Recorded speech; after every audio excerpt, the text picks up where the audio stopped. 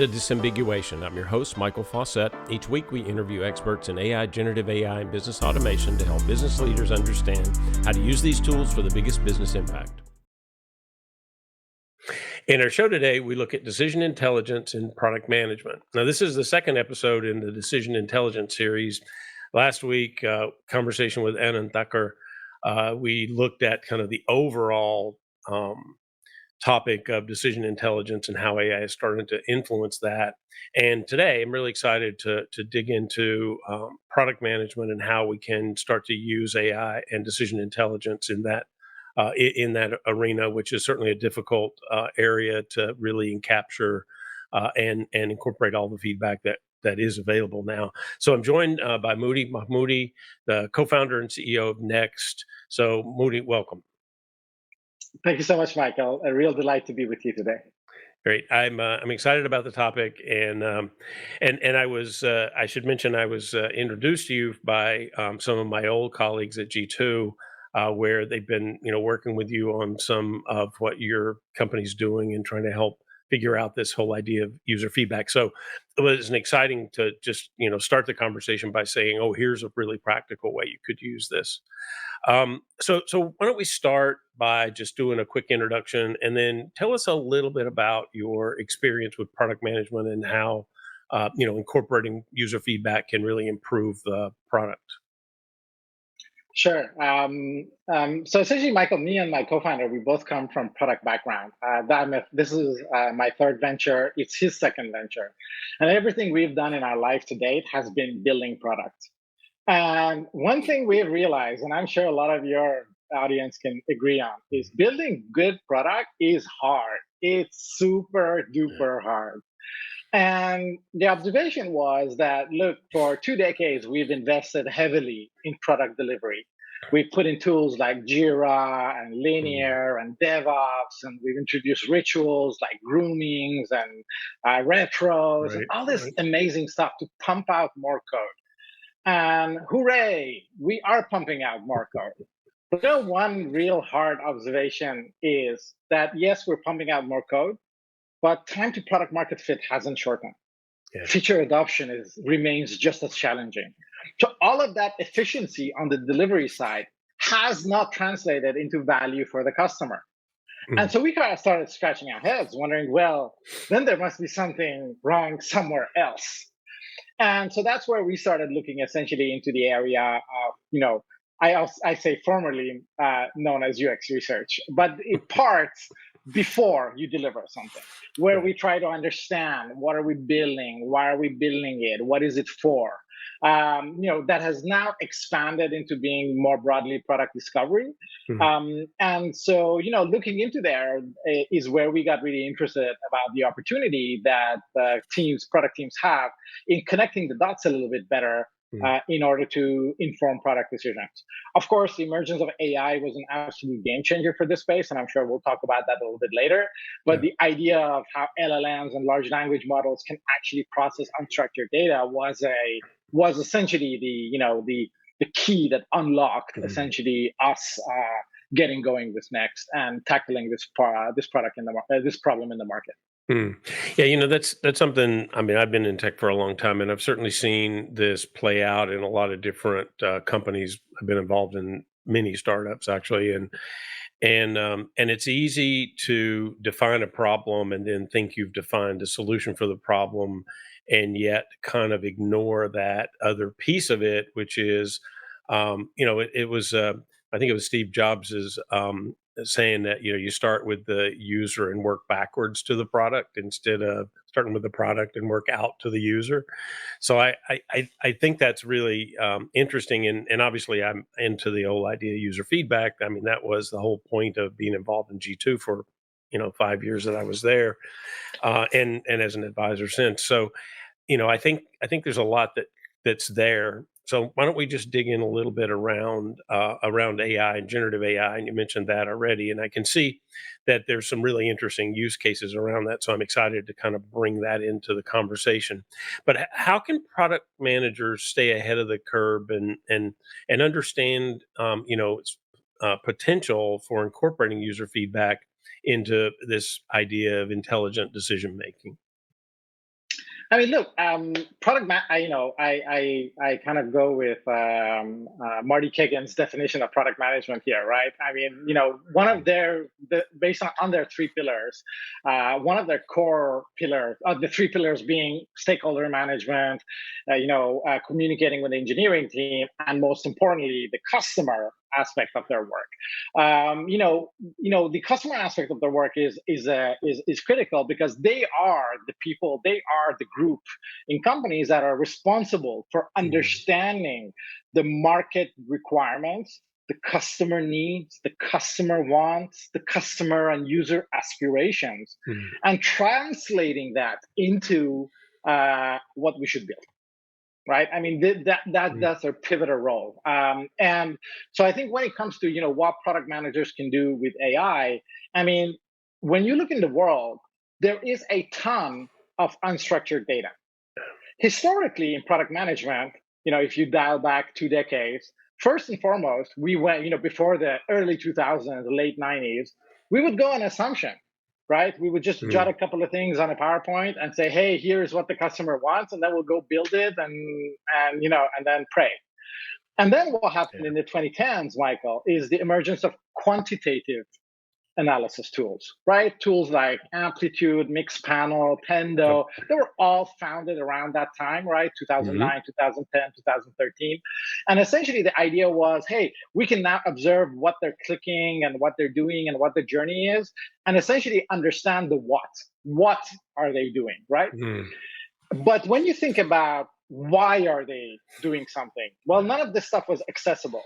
The why is typically comes through interviews or conversations with customers where they kind of, say or share these kinds of insights with the organization, and not always the product part of the organization, by the way, right? Often other parts of the organization. Right. And all of that data is unstructured qualitative data.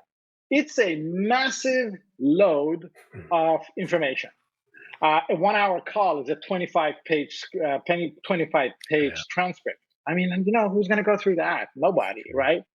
So most of that has just remained totally untapped for a very long time. The entire industry, when it comes to, may that be tools that are addressing user research market, has been focused on the very few calls we do in terms of user interviews or user research. Right. And they are informing an infinitely small number of product decisions on the other side. For all the other interactions and all the other product decisions, well, we're going on assumptions, gut feeling, and opinions. So the idea that actually we can now use AI in order to process all of this massive amount of incoming unstructured qualitative data, and then use that in meaningful way, channel that in meaningful way to inform product decisions, obviously is a very exciting opportunity for product management as a function.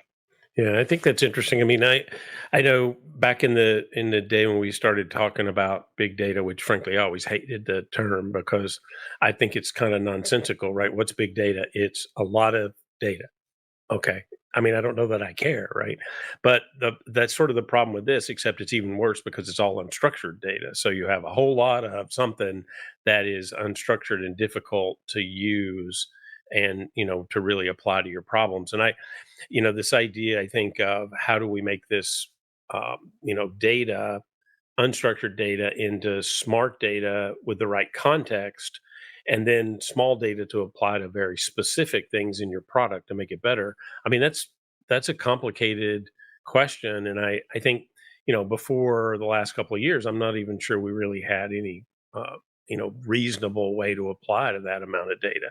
So I'm curious in this context, what are the most common usable data sources that you think should be incorporated into this?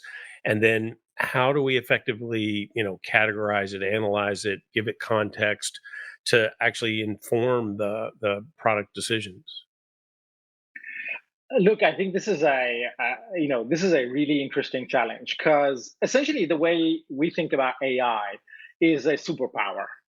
Now we have a superpower. Where do we apply it? So when you think about an organization, you've got to think about the layer of outside-facing units that are having customer interaction.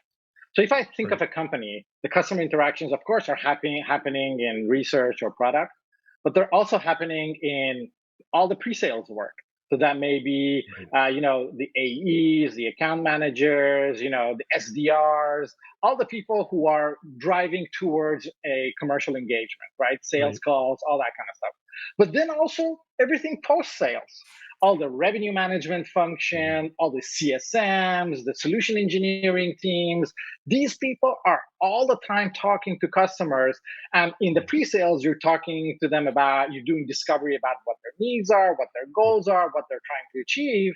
And post-sales, they have your product in hand and they're telling you, hey, I tried to do this, and how do I do that, and how do I set up this aspect, and do you have this feature, and I need to do Mm. this other thing, and all that kind of stuff.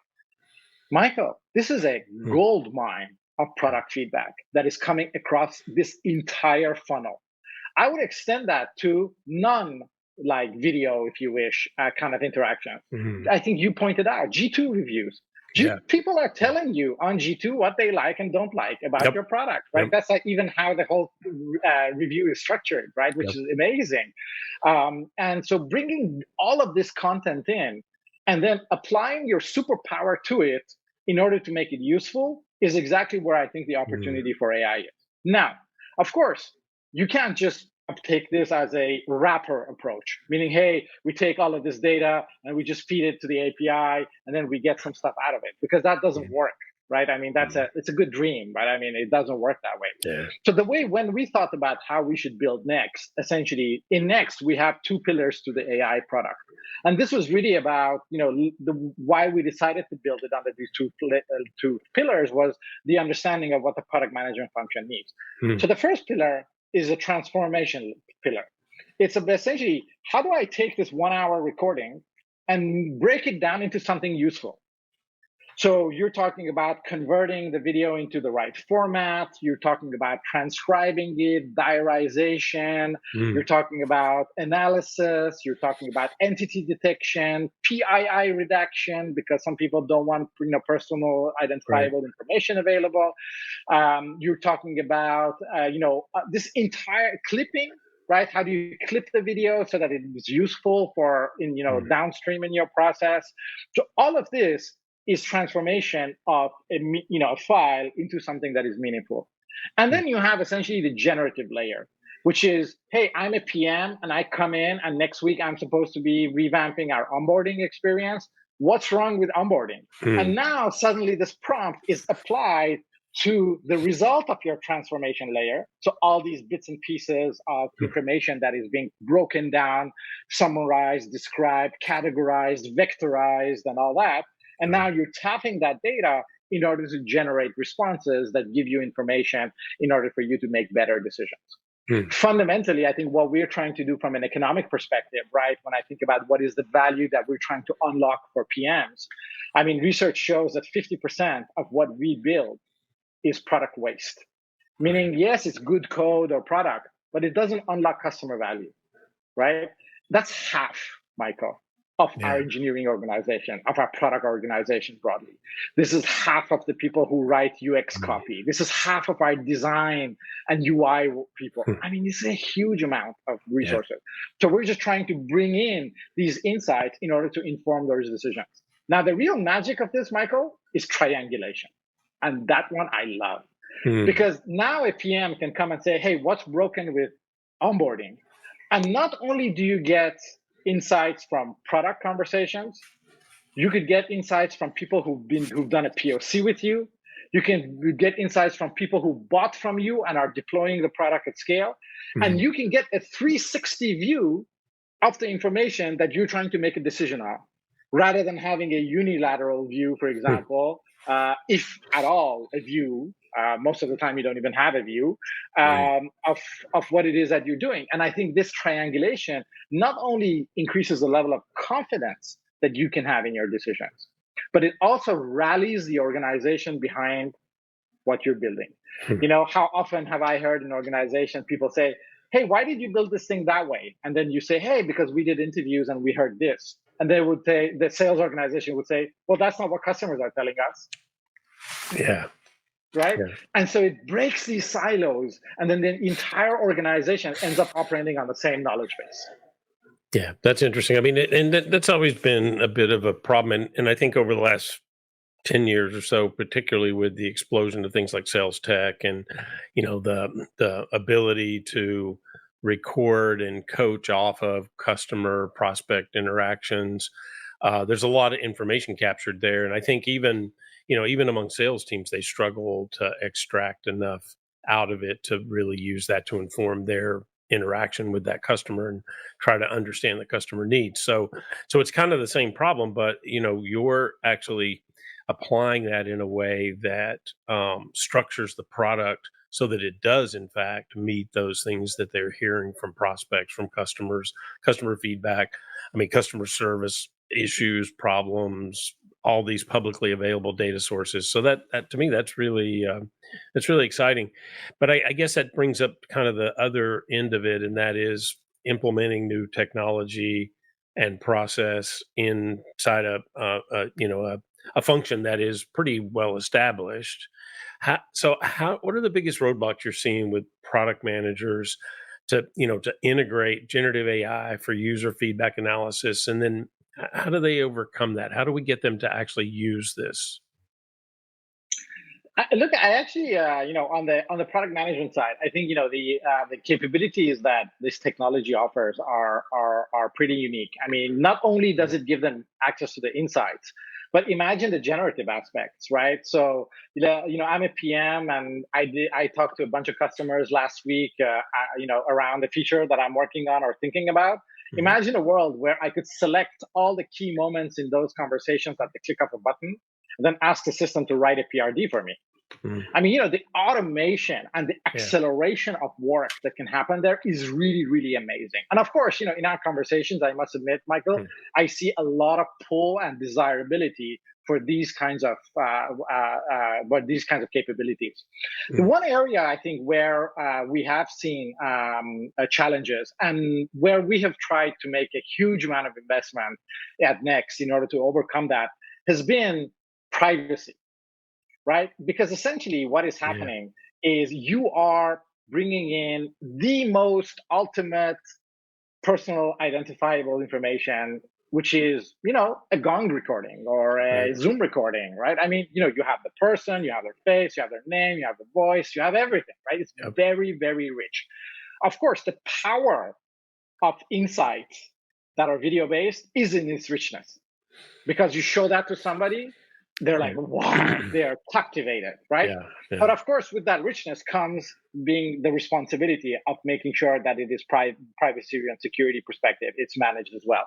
So Mm. the kinds of things, for example, that we do is, how we handle, for example, PII redaction in the process. How do we, not only just in the transcript, but even bleeping, for example, on the video recording, so that, if people even said it, we even Mm. remove it. So we even go outside the scope of Interesting. what Next does in order to make sure that that is happening. Mm. Or the infrastructure we provide to offer our customers with, data residency in the regions of your choice when they want to have it in their Mm. national jurisdiction, or all these kinds of things, has been an area where we have invested heavily in order to enable essentially the product management function to be able to turn to the corporate side and say, hey, look, everything is taken care of. Customer insight and customer empathy doesn't have to come at the cost of customer privacy. Mm. And I think that's the really big thing that we're after. And I think, over in the world, and user privacy and data protection is increasing, Yeah. rightfully so. Yeah. And I think it incumbs on companies like us to make sure that we bring the capabilities as part of the solution set to customers, so that they can actually tap into the value that is there in a responsible Mm. and secure manner that meets their obligations and their principles. Mm. Yeah, I mean that's been a big topic, and certainly among customer experience CRM vendors in general. There's been a lot of discussion around this problem too, because certainly if you're just attaching directly to a large language model, then you always have that risk that the language model's training off of whatever it is you're giving it as context. So it's like, how do I isolate that PII in some way from the language model and yet give the context I need to actually get the information out that is relevant and that will be applicable to my situation. And I guess it goes a little further than just it's important.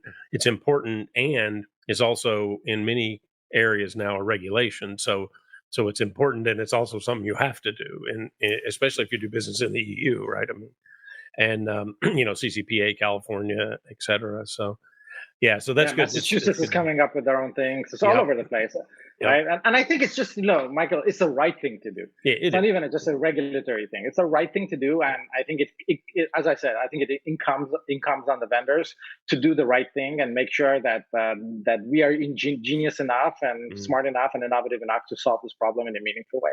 Yeah, I think the idea of masking or redacting the specific PII that you don't want to be in that is lost into the model and absorbed and trained. I think that's an interesting approach, and I've seen that from several vendors. So that's interesting to hear. Well, so it probably would help if we could have some like specific examples of how product managers have been successful using generative AI for user feedback analysis, and how did they improve the product? What did they get out of it? What was the value to the company and to the customer? Absolutely. I think the real idea for us here is, whenever people say AI in the context of user feedback, people immediately think, automation. Let's just keep doing what we were doing, and then let's apply AI as a co-pilot, and we can be a little bit more efficient. And I actually don't believe that that's really where the value is. I think the real value is unlocking value that is untapped. Let me give you a very concrete example, Michael.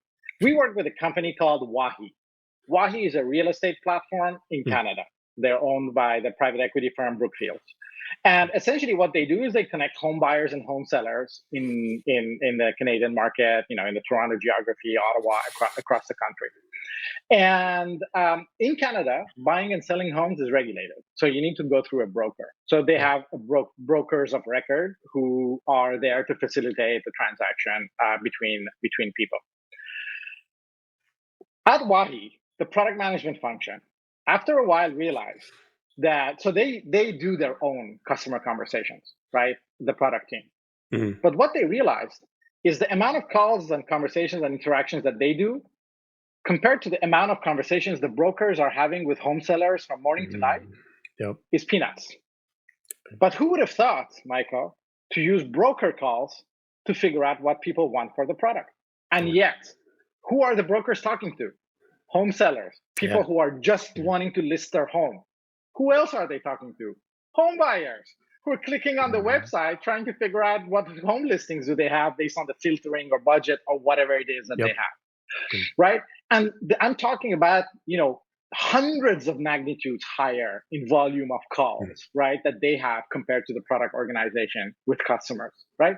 So one of the things that, for example, PMs and the leadership there are doing is tapping the broker calls in order to capture, for example, frustrations from home buyers who say, hey, I apply the filter or set up a notification and I don't get the homes that I can see on the page, for example. Or I tried to list my house in this way and this other thing didn't work, right? This is all product feedback. This is all customer experience feedback that the product organization can use in order to address and elevate its game. And before, they would never have access to this because it's not the broker's job to go through their call and analyze it and isolate things and triangulate the data with other data. I mean, come on, nobody would do that. Today, they can, because AI is essentially doing the transformation of the data. The calls are recorded, they go in, they get transformed, they get clipped, summarized, vectorized, the whole shebang. And then on the other side, the product organization can tap the broker calls in conjunction with other data sources in order to inform product decisions and elevate their game. And this is not only at the feature level, Michael. This actually goes also at the value proposition level. Meaning, what marketing messages do we want to put out there? Well, how are we going to articulate the value proposition? What words should we use, right? I would never forget, Michael, somebody told me once that, one of the best, I would imagine, taglines for any product must be the iPod one, 1,000 songs in your pocket. 1,000 songs in your pocket, Michael. It wasn't, some marketer didn't come up with it in an office. This is really something that I would tell you about the iPod. Oh, like, yeah. I got 1,000 songs. And that's why Yeah. it's so effective. Yeah. Use user customer wording in the way they express and articulate their pain point or need or aspiration in order to market your product to all of the other people who have the same need, pain Mhm. point, and aspiration. And I think that's the genius of tools like Next and other AI Mhm. capabilities that connect the dots. Yeah, it's interesting. And I mean, in that example, I'm sure that on their website they had instrumented it with all the other kind of other solutions you see, like, like Amplitude or Full Story or whatever. And so there's a certain amount of quantitative data you can get off of that. But without that deeper, richer context, it's just kind of isolated, right? Like I may see you click on the red button more often than the blue one, and that's useful from a UX perspective, but that doesn't tell me that, what I'm trying to do with that is the following, or I don't have the ability to search by this, and so I'm not finding what I'm looking for, or whatever, right? That's much richer than the kind of direct feedback that you pull off of just instrumenting an interaction on a website. Yeah, Absolutely. It's the that's really what exciting. and not the why. It's Yeah, exactly the point you're making, yeah, right? It tells you what is the issue. But if you don't understand why, then how yeah, are we going to solve it? yeah, Right? I mean, without understanding the why, we are back to 50% of what we ship is product waste. And that's yeah. what's happening, right? But injecting the why, we can actually start chipping away from all of that value that is being lost and all of the resources that are being Mhm. wasted in order to also build better products our customers love. Yeah, that's great. Well, so a lot of times when we talk about AI, we talk, and you mentioned privacy already, and I think that's really important. But the other one that I hear a lot is, ethical considerations and biases that are in those language models naturally, but based on training data. So how can product managers make sure that they're being transparent and responsible as they use this technology to build a better product? It's a fantastic question, Michael, and it's such a profound one because it really, pulls me back to the early days of us, hacking around Mhm. with Next and figuring out how we wanted to build a product. We spoke to so many PMs and product organizations and product leaders during the discovery process of what we wanted to do. And one thing we heard, Michael, was that responses alone are not good enough. Mm. You know, Meaning people didn't trust AI's responses. And I could even just think of myself. The first time I used ChatGPT for anything beyond shorten this email, make it this Right, longer, right. change it, whatever, something, these mundane stuff where the outcome is known. Well, the first time I used this for something where the outcome was unknown to me, I got a response, Michael. And then the first thing that I thought to myself is, well, where's this response coming from? Right? Is it coming from TikTok Mhm. videos, from a PhD document, from a dictionary? Where is it coming from? And if Yeah. I don't have source, Michael, don't have trust, right? And I think when it comes to product organization, the trust in the data is what is going to give confidence in your decisions. If you don't have trust in the data, then you don't have confidence in the decisions that you're making, right? So one thing we realized, and that was one of the principles of how we wanted to build the Mhm. application, was that there is never a response in Next that isn't augmented with actual clippings from your Mm. customer conversations that were used in order to generate the response. Yeah, And I think that's part of our ethical, transparent commitment to mm. our customers and users. And I think enabling them to be transparent and ethical towards the rest of the organization that, okay, here is what we think is broken with our feature, onboarding, search, whatever it is. And here is why. And that allows the organization then to apply their critical thinking to the data that they're seeing and either agree or disagree or conclude that they need more data in a certain aspect or there's an interesting thing here we should dig deeper, right, Mm. and then move on from there. And I think that's exactly Yeah. the kinds of things that we worry about inside at Next. Let me give Mm. you a couple more examples. Sure. If imagine that you as a product manager query the system for some information and the system gives you a response, but all of that response is based on a single conversation, one. Right. If I don't show you this is based on one single conversation, you might say, oh, fantastic, we should go build this thing. not realizing that this is only one conversation, Yeah. right? So, or if I give you a response and don't tell you that the data that was used for this response Yeah. is over than 5 years old. Really? five Yeah. years old data, is that useful even in a world that is so fast moving? Not at all. So I think this is part of that transparent, responsible, Mm. ethical way of executing and using AI in organizations, is to have this contextual information available so that people can make up their own mind Yeah. about the relevancy, accuracy, and pertinence of the data that they Yeah. are consuming and using. Yeah, I mean that's one of the things that I think probably anybody who's used Gen AI a lot over the last, 12, 14, 15 months that it's been out, learned a lesson. I learned a lesson in a hard way. I used it to do a little bit of research for something I was writing, and it was a simple question. I asked for, a couple of companies that were doing whatever this was, using this system to do, the business outcome that I was looking for, and he gave me like 3 or 4, and I used them. And of course, in the early days of ChatGPT, there was no way to know what the source was. Unlike some of the other and later ones, like now Claude does it, and Gemini, and some of the others. But it was incorrect in one case, and luckily a company reached out to me and went, "Hey, we're really not doing that." And I was like, "Okay, well, I'll take that out."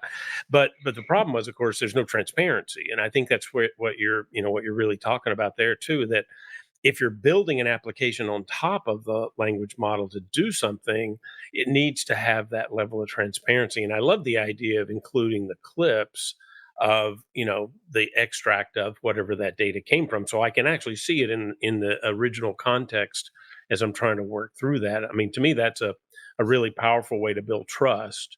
That in fact, what I'm getting is in fact true customer feedback that's current, and it's in the right context, and and there's enough of it that it is actually weighty enough for me to make a decision. So yeah, it's really interesting. I think, Michael, one thing we realized building Next and interacting with customers is we always thought about you create the response and then you add the clips as backup. But you know what happened, Michael? And we actually had to go back and redo the UX of the product a little bit based on this. Is people said, I don't care about your text. Show me the Show me the clips. clips. Yeah. Show me the clips, right? Yeah. These people are like, well, I don't care. No, anyways, nobody reads anymore in the world, right? I mean, people just don't read stuff anymore, right? Yeah. And the reports, to be honest with you, like, I mean, how many bar charts and camemberts have we looked at, and we're like just like zoning over, like, Yeah. whatever, and nobody takes action on those. But then the clips move organization, Mm. rally teams, awaken, our desire to solve customer problems. And so we actually had to go back and redesign this whole thing. So Mm. actually today, when you share, for example, a response, the clip comes on top. Two-thirds of your screen is a big video where you can actually stop watching the clips following into each other. So we stitch them Mhm. together essentially into like a reel, like an Right. Instagram style reel. And people can watch those, and they don't actually need to read the text anymore because they understand so Mm. profoundly and deeply what this thing is about that the response becomes irrelevant. Yeah. So I think this is it's amazing how how you can bring this richness of Yeah. understanding to the organization through this mechanism. Yeah, and actually highlight that, because I mean the data was there already, but the problem is getting to it and applying it in the right context, with the right product and problem and person and all those things, right? So I think that's really exciting. So this is good for right now, and I kind of see where we are, but obviously, as we continue to evolve, I mean, just the technology itself is more than exponential. It seems like, in the way that it's advancing over the last few couple of years, anyway. So, what about the future? So, what are the possibilities that you see for applying this, in better product, but also maybe in personalization and user experience, and just this idea of real time feedback, and how we can incorporate that? I mean, but I guess I'm asking for you to look at a crystal ball and tell me a little bit about what you think is the future there. Look, I think we've kind of like thrown the crystal ball out the window because we don't even know what's going to happen in 3 months. Mhm. So I I mean, can't a keep lot of up, this I stuff. guess. Yeah. But I think, but to your point, Michael, I think if you're a founder or a CEO or a leader in this space, you need to develop a little bit of gut feel for Mm, the direction. You don't know what's going to happen. You don't know how fast it's sure. going to happen. You probably should expect that it's going to happen faster than whatever you can even imagine, Yeah. right? And it's going to go further and more capable than anything that you can think of, right? But you got to have a sense of direction where this is going, right? And I think that's what we try to spend quite a bit of time doing. Let me answer maybe your question twofold. First fold, this is the first time in my life, Michael, I'm working on a product where I don't even know what the features in the product are, given the power of the technology. Let me give you an Mhm. example. We work with a lot of customers we're based in Europe, so we work in countries Sure. like Switzerland, for example, where they speak four languages in a single country, right? So we have clients, for example, who are uploading data in multiple languages inside the system. And of course, when you think about global teams, global organizations wanting to capture insights across all of their customer base, you have Yeah. this cross-language issue. Yeah. Before, one of the big things was, oh, let's build translation and translate things back and forth. Michael, a couple of weeks ago, one of our customers phoned me up, said, Moodi, I really love Next. And I asked him, what is going on? He says, I didn't know that I can talk to the language, to the system. He would talk to the system in English, so he would Mm, query and prompt in English. yep. The system would respond to him in English. None of the underlying data, Michael, is in English. Yeah. I did not know that Next had that feature. Now Yeah. I know, Yeah. right? And it's an Yeah. amazing feature for global teams, right? Just because of the innate power of the Yeah. technology. Whereas one of our number one feature requests on the recording page was, Peel, can we have a button that allows us to translate? Well, what a beautiful, smooth, Yeah. and a great way of solving that problem that just comes out of the box. Just talk to it in any language, regardless of what Mm, the data is in, and it will answer you and provide you with the information you need. mm, So that's one aspect. And I think looking forward, I think the ideas that we have, and I love this when my co-founder says this to me. He says, Moodi, we need to just get out of the way of AI, and yeah. not build features that will intervene with the power that is going to be available Mm, in very soon. And I think the ideas that we have essentially is, and I think we try to think of the product in a very flexible, dynamic way so that we mhm. can actually hang on to this amazing, rocket ship that AI is to essentially keep the product as simple as possible in two layers. The data layer, which is essentially our transform layer, that's where we kind of organize the data, bring in your videos, break them up, create the clips, vectorize everything, and it's available. And then a prompting layer on top. Now, today you prompt it and you Mm, get text responses and yes. videos. But Michael, imagine a world where tomorrow I can prompt it and it could plot a user journey for me. That I can prompt it that it could create visual outcomes for me. That I can prompt it that it can create a video for me. Yeah. Now, everything that I'm telling you is already possible today, but I can tomorrow prompt it and it can use all of my research on a specific topic in a specific segment and Mm, then write a business plan for me, create a marketing thing for me. God knows, right? And I think that's where we are super excited about this mm, idea of keep it simple, the data layer, the prompting, and the generative layer, and then just allow the power of AI to truly propel customers forward in terms mm. of the scope of use cases that they can go for Mm. and how they can then start leveraging their data in a unimaginable number of ways in the future.